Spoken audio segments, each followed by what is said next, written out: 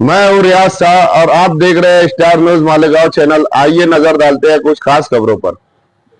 हमारे भारत देश इंडिया में 2024 लोकसभा के इलेक्शन होने जा रहे हैं। पहले चरण का चुनाव हो चुका है। 100 से ज़्यादा सीटों पे इलेक्शन हो चुके हैं और नताइज भी इंडिया अलायंस की तरफ जाते हुए हमें नज़र आ रहा है। 135 से 140 करोड़ नागरिक भारत देश के वो जाग चुके हैं। उन्हें समझ गया है कि अगर देश के संविधान को और देश को बचाना है तो सरकार चेंज करना पड़ेगी। तो 140 करोड़ जनता ये काम अंजाम दे रही है। साथ ही साथ 2024 में इंडियन अलायंस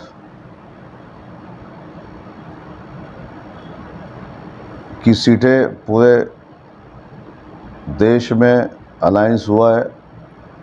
इंडिया जुटेगा, इंडिया जीतेगा तो इंडिया चलेगा। उसका इफ़ेक्ट बहुत ज़्यादा है। तमाम सियासी पार्टियां चंद पार्टियों को छोड़ करके इकट्ठा हो गई है और 2024 का जो इलेक्शन है वो भारत देश के नागरिकों को एक सिमत ले जाएगा, अपनी दिशा में ले जाएगा और संविधान बचेगा तो हम बचेंगे, देश के नागरिक। इसलिए इस पे कुछ बातें हैं कि हम अगर चाहते हैं कि 3 लाख मसाजिद की अज़ान की आवाज़ गूंजे तो आपको वोट देना होगा। अगर हम चाहते हैं मंदिरों की आवाज़ माइक से आए तो हमें वोट देना होगा। अगर हम चाहते हैं कि मदारिस 30,000 से ज़ायद मदारिस की हिफाजत हो सके और उसमें से 25,000 हुफ़ाज़ कराम हुफ़ाज़ बन सके तो हमें वोट देना होगा। अगर हम चाहते हैं कि हमारी माँ बहनों के सरों के ऊपर हिजाब कायम रहे तो हमें वोट देना होगा। अगर हम चाहते हैं रोज़गार, जो हमारे नौजवान बच्चे पढ़ लिख कर के पैसा खर्चा कर माँ बाप अपने पेट को मार करके बच्चों को तालीम हासिल करवा के उनको नौकरियां नहीं मिल रही है, अगर हम चाहते हैं उनको नौकरियां मिले तो हमें वोट देना होगा। और हमारी बहन बेटियों की हिफाजत, चाहे वो किसी भी मज़हब की बहन बेटी हो, अगर उनकी हिफाजत हमें चाहिए तो हमें वोट देना होगा। जेलों में केस मुकदमात दर्ज कर दिए जाते हैं, उससे बचना है तो हमें वोट देना होगा। हमें इस मुल्क में हलाल ग़िज़ा खाना है तो हमें वोट देना होगा। और अगर हम चाहते हैं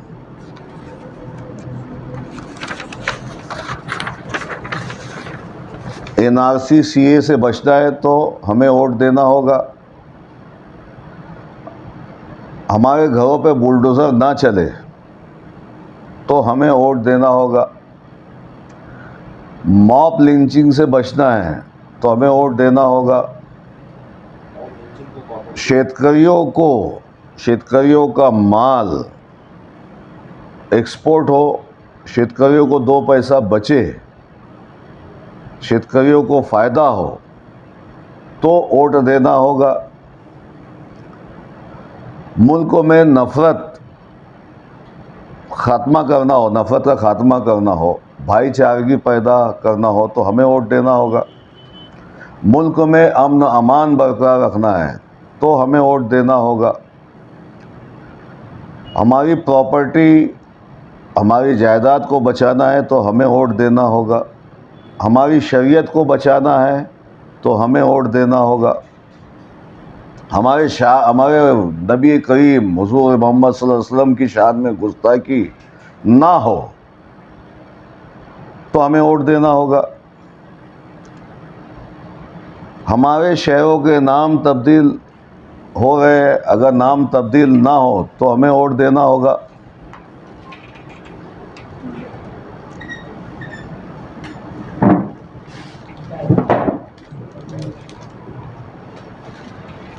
हमें वोट देने की ज़रूरत इसलिए है कि ये सब का खात्मा अगर हमें करना है,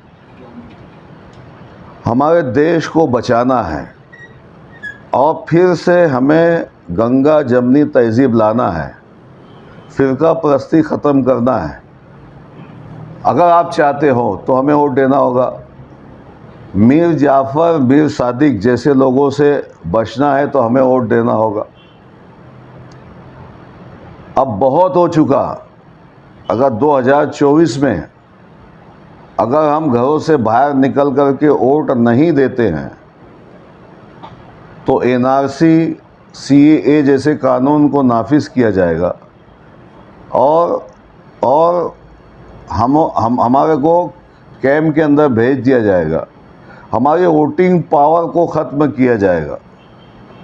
तो फिर हम क्या करेंगे, हम और आप क्या करेंगे? 2024 के बाद भी इलेक्शनों में अगर वोट देना है तो वोट करना होगा। तो ये सारी जो बातें हैं, जब हमारा जब हुकूक ही ख़त्म हो जाएगा, हमारा हक ख़त्म हो जाएगा। ये मैं खाली मुसलमानों के लिए बात नहीं कह रहा हूँ, ये इंडिया के 140 करोड़ जनता को आह्वान कर रहा हूँ कि हमें वोट देना होगा।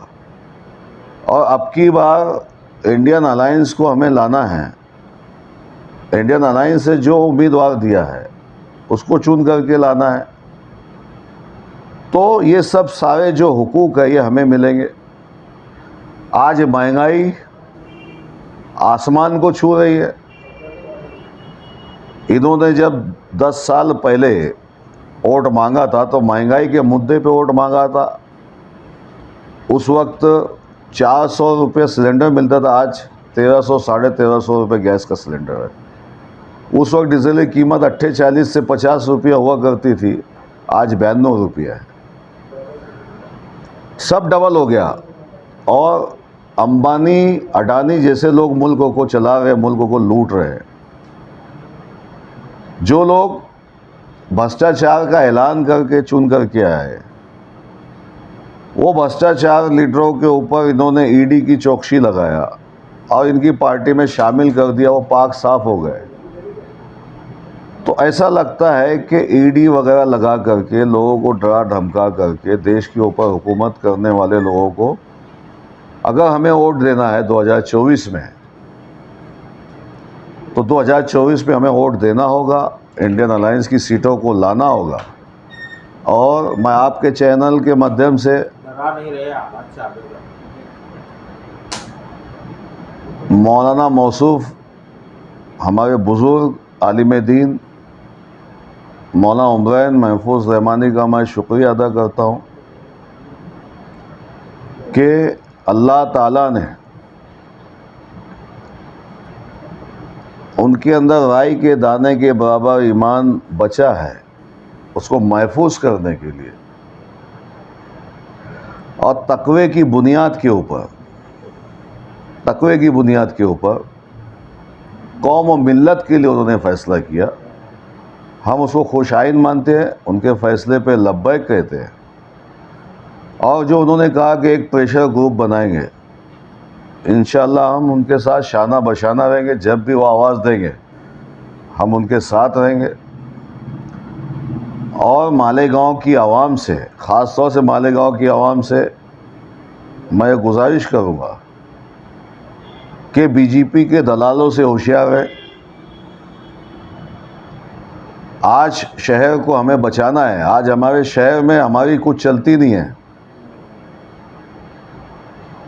हमारे शहर में कुछ चलती नहीं है। कुछ बोल। शहर में हमारे लोगों के कामकाज इतने बदतरीन हालत से हम गुजर रहे हैं, तो इससे परे हट करके जो मौलाना मौसूफ ने कहा कि सियासत अबतर हो चुकी है, उसको बरतर करने के लिए प्रेशर ग्रुप बनाएंगे, तो हमें उनकी बात पे लब्बैक कहना चाहिए और हर एक इंसान ने उस प्रेशर ग्रुप में शामिल होना चाहिए। और फिर से एक बार मैं आह्वान करूंगा कि 2024 में हमें घरों से निकलना है, किसी का इंतज़ार करना नहीं है। घरों से निकल कर के इंडियन अलायंस के जो उम्मीदवार हैं और हमारे धुलिया मालेगांव के जो उम्मीदवार हैं, जो इंडियन अलायंस का उम्मीदवार है, जिनके साथ शरद पवार साहब है, जिनके साथ उद्धव ठाकरे साहब है, उनके साथ सोनिया जी है, समाजवादी पार्टी के अबू आसिम साहब है, आप पार्टी के केजरीवाल साहब है, ऐसे बहुत सारी पार्टी के लोग साथ में जुटे हैं। इसलिए मैं चाहूँगा कि जो शोभाताई बच्चाओं, जो कांग्रेस के निशान, पंजे के निशान है उनका, भारी अक्सरियत का आपको पंजे के निशान पर वोट देना है। और हम सब ये जो चाहते हैं, जो मैंने आपको बोला, तो हमें इंशाअल्लाह वो मिलेगा। और हम किसी डर और खौफ से हम ये बात को नहीं बोल रहे, हम अल्लाह के डर खौफ से डरने वाले लोग हैं, है ना। हमें किसी से डरने की कोई ज़रूरत नहीं है। यही आपके चैनल के माध्यम से मालेगांव शहर के आवाम को संदेश देना था। अस्सलाम वालेकुम। इस वीडियो को लाइक करें, हमारे चैनल को सब्सक्राइब कर बेल आइकन जरूर प्रेस करें। हम